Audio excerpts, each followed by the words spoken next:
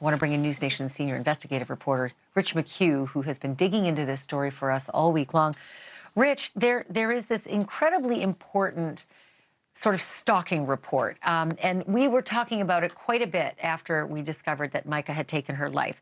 It talks about a tracker being put on her car. It talks about her tires being slashed. It talks about this device being jabbed into her tires to let the air out.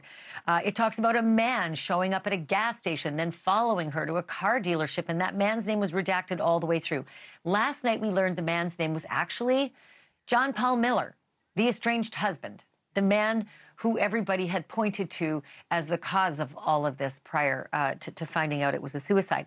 But now we actually have an email from him when he's admitting to some of this behavior. What have you found out? So we've come into a lot of information that has been sent to the police, and that's the key thing here, because people are wondering, okay, so what are police to do with all of these allegations? Do they even know? And now we know that her family has forwarded all of this information to the police. One of the things that is included in these documents is an apology email from him to Micah on April 15th of this year, which is about 12 days before she died. In it, he writes, "I'm sorry for damaging your car, tires, etc. If you ever come back, I will turn in both cars and get you a nice SUV or whatever car you want. Again, my horrible flesh pattern of hurting someone when they hurt me." So there you have it. He's kind of outing himself. And I'll give you something shiny and new if you just come back to me. Boy, if I had a dime, right, Rich, for every time I've seen an abusive relationship like that. So JP, actually, Mr. Miller, John Paul Miller, Pastor Miller, has been having conversations with you via, texting back and forth.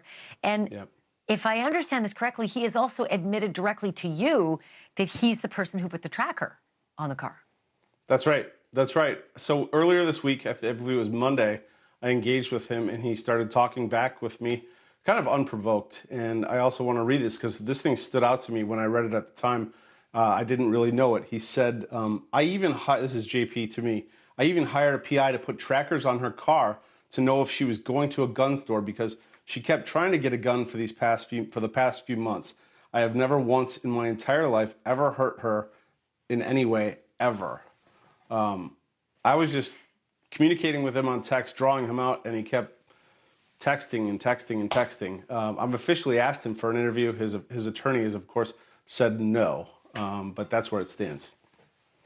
That's pretty glaring, admitting to that. Okay, the next thing is that he apologized for something else. And this was something we were unsure of. There were allegations that Micah had been threatened, that a topless photo of her would be posted on the internet. And now he is admitting that it was him. He was the one making those threats. Yes, so this goes back to this apology letter that we have. It's an apology letter from him to Micah, dated April 15th.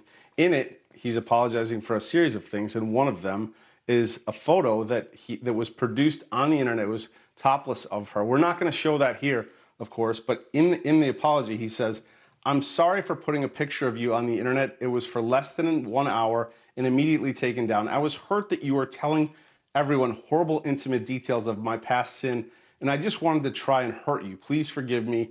It was evil of me to do that." Oh, so yeah, it's only up there for an hour. Like that doesn't have life elsewhere when people download naked photos and they live forever. And I'm sorry, but there's the but. Like that's, again, just a classic pattern that you often see. So you have also seen text messages between John Paul Miller and Micah's family. What were in those text messages? Some of the text messages I've seen were pictures of text chains where her family was communicating, and Micah was on there, but Micah, this was at a time where I believe she was in the hospital, and so the Micah jumps into the conversation and said something like, "Happy Valentine's Day to me," and I believe her mother or a relative says, "Micah, is that you?" And it was quickly figured out that this was not Micah. This was JP. That he had possession of the phone, and it was his interpretation, legal interpretation, that it was marital property. And so this is just one of a number of instances. You know, he took over her Facebook page. Her brother took it back, and her sister took it back and said, "Hey, this account has been taken over. Do not post." There's a lot here. There's a lot here, Ashleigh. Like, I mean, marital property, sure, but communicating as someone else is not marital property. You can't just grab a marital property telephone and then pretend to be. Like, there's a distortion if I've ever heard one. So Micah herself wrote something before she died, a document of sorts. Did you get your hands on it, and what's in it? Yes. So this is a letter that she wrote 2 days after this apology letter, if I have this correct, and roughly 9 days before she died. It was a letter for the courts in part of her divorce court proceedings, and it's a hard thing to read. I'll just be completely honest. She lays out like the entire case of why she's leaving him and what has happened to her. I just want to read a snippet of it. I don't even know if we have it, but her opening sentence is, "Since the day we became husband and wife, I have been abused in every way I can think of, emotionally, sexually, spiritually, financially, and physically. He has harassed me physically and electronically with letters, phone calls, emails, texts, hacking my emails, hacking my personal Facebook and impersonating me, using my stolen phone to send texts and emails out to church members." It goes on and on and on. "Installing tracking devices on my vehicle, on my godmother's vehicle. The trackers were found on March 11th, March 14th, March 24th, April 15th. All of these have been documented and reported to the police." That's the key here, Ashleigh, is that the police have all this information. The police have all this. They have the letter, they have the incidents, they have police reports. Did they do anything about it? I've reached out to all the police agencies today. I only heard back from one of the agencies that was the lead agency investigating her death in North Carolina. Keep in mind, she's from South Carolina. She died in North Carolina. They kind of passed the buck. They said, "This is not related to her death. You need to contact the police agencies in South Carolina." I have, and I haven't heard back.